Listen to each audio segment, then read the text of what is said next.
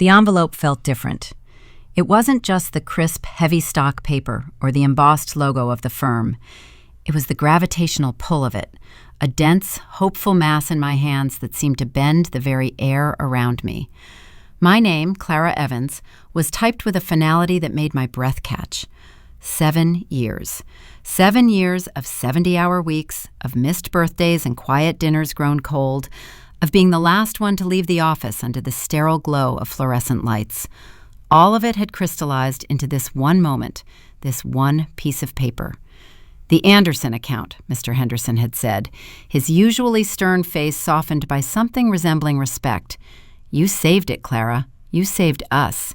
This is a token of the firm's profound gratitude, a bonus. Discretion is advised, of course. He'd given a small conspiratorial wink. The unspoken words hung in the air. Don't let the others know it's this much. I didn't need to open it in the taxi. I'd seen the figure on the direct deposit authorization, a number so surreal I'd had to ask our finance manager to repeat it. It was more than a bonus. It was a bridge, the final impossible gap between our tired rented apartment with its perpetually dripping faucet and the sun-drenched, hypothetical porch of our house. The down payment we'd been scraping towards for what felt like a lifetime was no longer a distant summit. It was here, in my hands, in this envelope. The train ride home was a blur of reflected city lights and my own ghostly smile in the dark window. I clutched my leather satchel to my chest, feeling the hard rectangle of the envelope through the leather. Mark. His name was a melody in my mind. I pictured his face, the way his blue eyes would crinkle at the corners, first in confusion, then in dawning, disbelieving joy. We'd celebrate. We'd finally open that bottle of Veuve Clicquot we'd been saving for a special occasion since our 5th anniversary, which we'd spent painting the rental's living room a less depressing shade of gray. But as the train rattled towards our stop, a sweeter, more delicious plan unfolded. Telling him was one thing. Showing him would be an event, a ceremony. We had our ritual, our sacred practice, the vault. It was a small, fireproof safe bolted to the floor in the back of our study closet.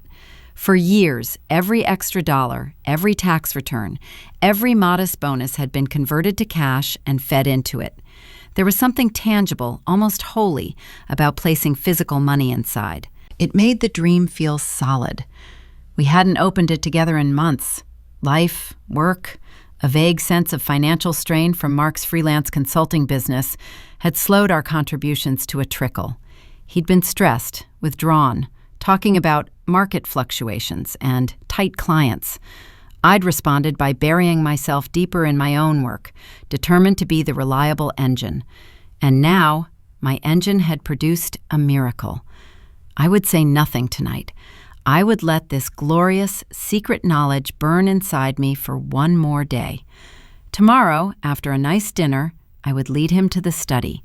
I would kneel before the vault, spin the combination, 18-24-9, our wedding date, and reveal not just the bonus, but the culmination of our shared struggle, our future, literally at our fingertips.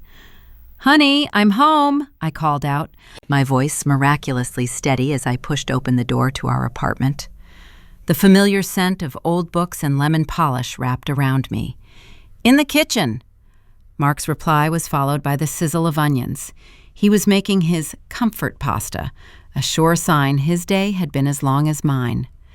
Guilt, sweet and sharp, pricked me. He was here, cooking, while I carried a secret that could change everything. I found him by the stove, his broad shoulders tense.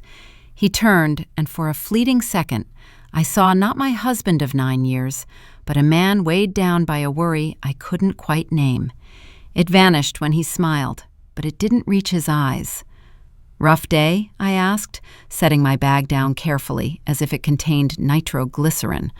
"The usual, clients wanting the moon on a stick for pennies. You?"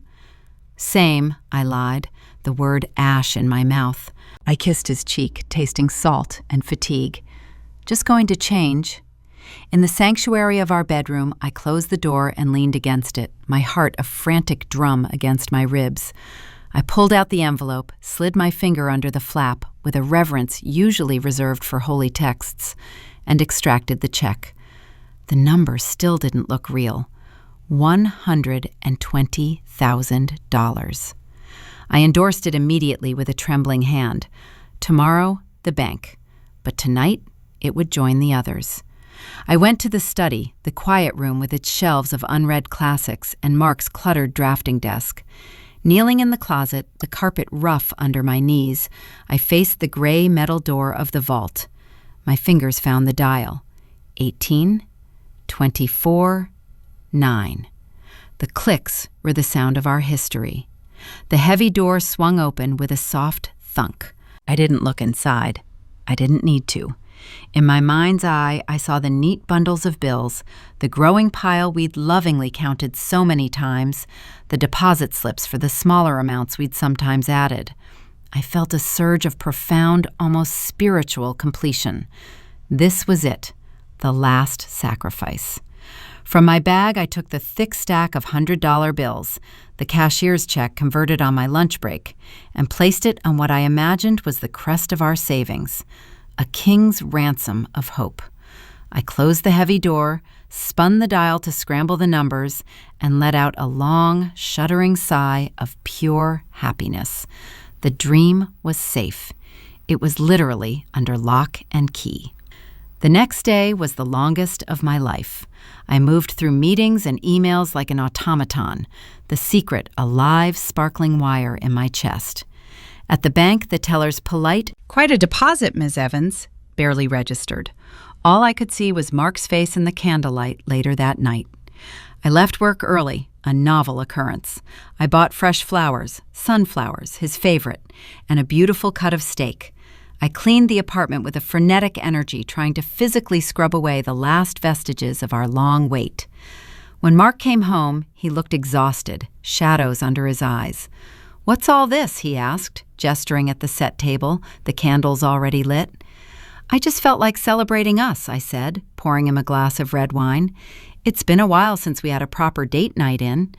He took the glass, his expression unreadable. "Yeah, it has." Dinner was a strange pantomime. I was buzzing with suppressed energy, every laugh a little too bright, every question a little too eager. He was quiet, pensive, picking at his food. "Is everything okay?" I finally asked, the first flicker of unease cutting through my euphoria. "You seem distant." He looked up, forcing a smile. "Just tired. A big project is complicated. Money's tight." He said the last part almost reflexively, a phrase I'd heard often lately. My heart squeezed with love and my glorious secret. Soon that worry would be gone. "Well," I said, reaching across the table to squeeze his hand, "I have a feeling things are about to look up." He just nodded, his gaze dropping back to his plate. After dessert, I could wait no longer. The anticipation was a physical pressure. "Come with me," I said, standing up and taking his hand. "I have something to show you." "Clara, it's late. I've got emails. Please, it's important. It's in the study." A wariness flashed in his eyes, quick masked. He let me lead him down the short hallway. The door to the study felt like a portal to a new life. "Remember the vault?" I said, my voice trembling with excitement. I knelt before the closet, my back to him. I could feel his presence behind me, a silent, tense statue. "Remember how we said the next big contribution would be the one that got us over the line?" "Clara, wait." His voice was strained, a low warning.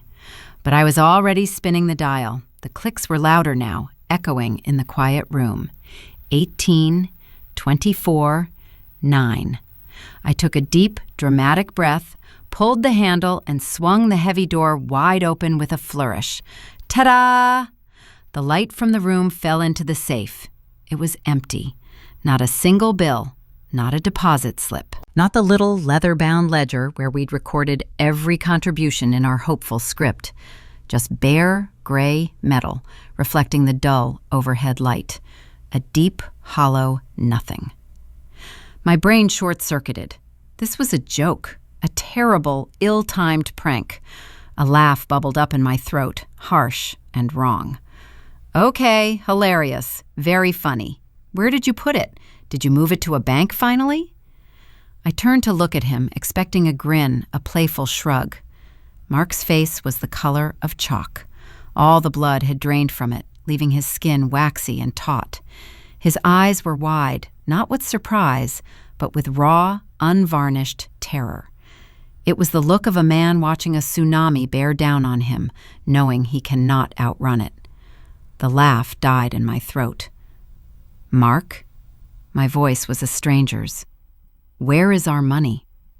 He opened his mouth, but no sound came out. He shook his head slightly, as if trying to dislodge the words. Was it a break-in? I heard myself say, the hysteria rising like bile.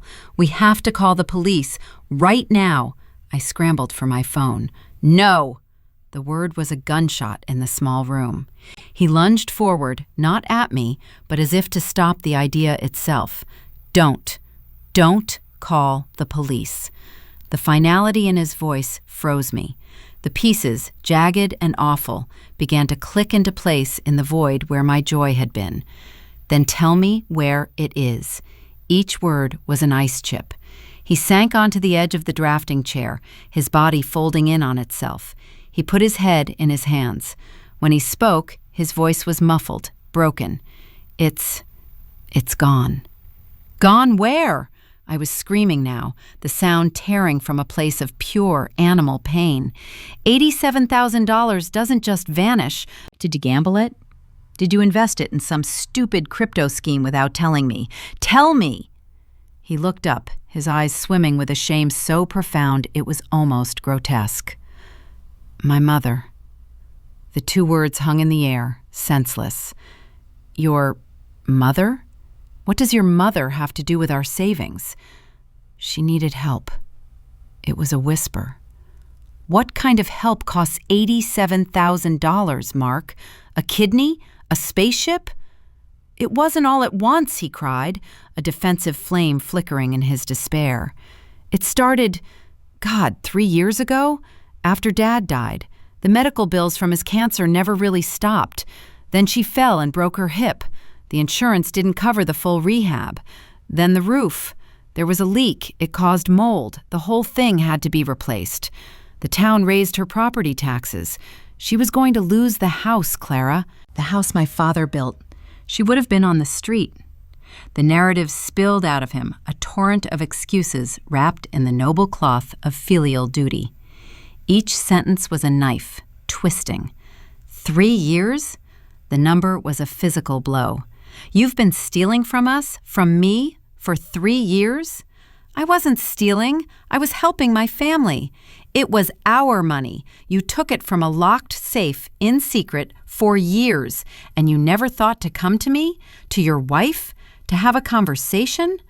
I was pacing, my whole body vibrating with rage.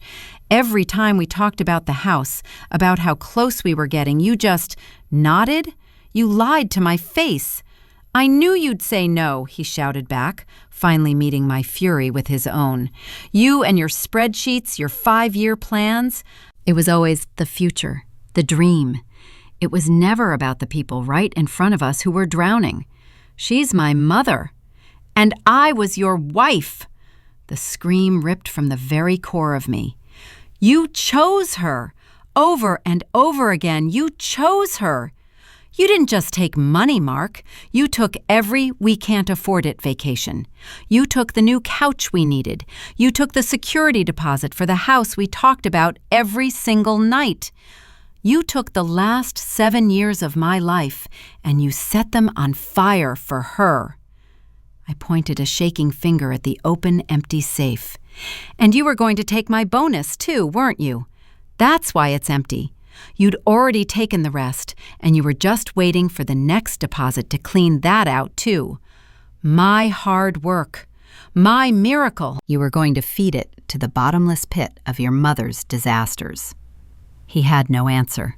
The fight left him as suddenly as it had come, leaving a hollowed-out shell of a man. He just stared at the floor, at the embodiment of his betrayal. The silence that followed was worse than the shouting. It was the sound of something vast and essential shattering into irreparable dust. I didn't sleep that night. I sat on the edge of the bed in the guest room, a room that had never felt so cold, watching the streetlights paint shifting bars of orange on the wall. The grief came in waves, hot, suffocating tears for the lost house, the lost future, the lost trust. Then would come the ice-cold fury, so intense it dried my tears and left my hands clenched into aching fists. Mark tried to talk to me in the morning. His eyes were red raw. "Clara, please, let me explain everything. We can work this out. I'll get a second job. I'll pay it all back." "With what?" My voice was flat, dead. "With the money you're not giving to your mother? You've shown me exactly where your priorities lie. There is no we anymore. You dissolved that partnership when you opened that safe the first time without me." "Don't say that," he pleaded, reaching for me. I flinched away as if from a venomous snake. "Don't touch me." I called in sick to work. Then I called a lawyer, a woman named Evelyn Shaw, whose voice was like polished steel over the phone. I met her that afternoon in her minimalist office. I told her the story, my voice remarkably steady, as I laid out the chronology of the theft. I showed her the bank records of my deposits, the pay stub with the bonus, the empty safe. I'd taken a photo with my phone, a stark, damning image. "Marital asset dissipation," Evelyn said, steepling her fingers. "He systematically depleted a major marital asset for a purpose that did not benefit the marriage, and he did so clandestinely. This is clear-cut. We can sue him for your share, and given the circumstances, likely more. We'll also file for legal separation immediately." The word sue was so clinical, so final. It was the nail in the coffin of our marriage. But the marriage was already a corpse, rotting from the inside out since the first time he'd spun that dial in secret. Moving out was a brutal, efficient affair. My best friend Sarah appeared with boxes and a face full of thunderous sympathy. Mark stood in the doorway of the study watching us, a ghost in his own home. He didn't try to stop me. What could he say? "Clara, I'm so sorry," he whispered as I carried the last box of my books past him. I stopped but didn't look at him. "So am I said. And I was. I was sorry for the woman who believed in shared dreams. I was sorry for the years of love I'd poured into a vessel with a hidden crack. The legal process was a slow, cold glacier grinding through the remains of our life. Evelyn was a pit bull. Mark's lawyer, a tired-looking man, argued necessity and family obligation. They painted me as cold, ambitious, obsessed with material wealth at the expense of human compassion. Mark's mother, a small woman with permanently worried eyes, testified via video link, weeping about her poor health, her loneliness, her brave son who was her only rock. Then it was my turn. I didn't cry. I looked at the judge, a woman with sharp, intelligent eyes, and I told the truth. I spoke about the shared dream, the tangible hope of the vault, the years of mutual sacrifice. I presented the forensic map Evelyn had helped me create, a spreadsheet tracing the timeline of my deposits against the steady, secret withdrawals that began long before his father's final illness. I talked about the bonus, the final betrayal of the empty safe meant to receive it. I spoke not with anger, but with the devastating clarity of heartbreak. "Your Honor," I said in closing, "this isn't about helping a parent. This is about a fundamental breach of trust. He didn't come to me for help. He didn't ask. He unilaterally decided that our future was disposable. He treated our marriage not as a partnership, but as a private bank he could raid in the night. He stole more than money. He stole our us." I saw the judge's gaze flicker to Mark, who sat with his head bowed, unable to meet her eyes or mine. The ruling came 2 weeks later. The judge found overwhelmingly in my favor. She cited egregious dissipation of marital assets and fraudulent concealment. Mark was ordered to repay me a sum that represented not half, but a significant majority of the drained savings, plus a portion of my legal fees. The repayment would come from his share of the equity in our apartment, which was to be sold immediately, and would be a lien on his future income. It was a victory. It felt like ashes. The sale of the apartment was finalized. I used part of the settlement as a down payment on a small, bright condo. It had no dripping faucet. It had no study with a closet. It was entirely, unequivocally mine. Life moved on in fits and starts. Work was a sanctuary of logic and predictable outcomes. I went to therapy. I learned to sleep through the night again, though dreams of empty, echoing safes sometimes woke me in a cold sweat. About 8 months after the divorce was finalized, an email appeared in my inbox. From Mark. Subject, Clara. I know I have no right to write. I don't expect a reply. I just needed to say this, and a letter felt too formal, a call too intrusive. I was wrong, not just about the money, but about everything. I confused duty with deception, and in trying to save one family, I destroyed the one I'd chosen to build. I was a coward. I was afraid of your disappointment, of the fight, so I chose the secret. It was the worst decision of my life. Mom is in a supported living facility now. It's better for her. The house is sold. The chaos is managed. In the quiet, all I have is the wreckage of what I did to you.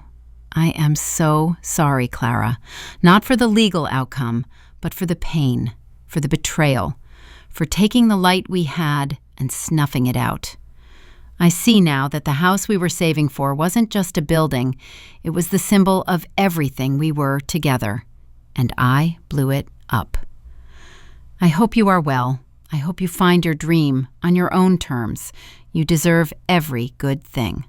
Mark. I read it 3 times. The anger was gone, burned away in the long, cold fire of the past year. In its place was a profound, weary sadness. For him, for the man I'd loved who had been so trapped by his own fear and guilt that he'd become a thief in the night. For the us that was no more. I didn't reply. There was nothing left to say. Any response would be an engagement, a thread pulled, and I had finally finished the painful work of weaving a new tapestry for myself, one with no hidden patterns, no secret compartments. One Saturday afternoon, I was hanging a painting in my new living room, a vibrant abstract of blues and golds, nothing we would have ever chosen together. The sun streamed in through the clean, bare windows. I stepped back to look at it, a simple act of creating a home. For the first time in a long time, the thought of the future didn't feel like a cliff edge. It felt like an open window. The dream of the house by the sea was gone, but in its place was something quieter, more resilient. Peace. It was mine alone, earned not through a shared sacrifice that turned out to be a lie, but through the hard, solitary work of surviving a shipwreck and learning to swim to shore. I had built a new vault inside myself, and this one, I knew, would never be empty.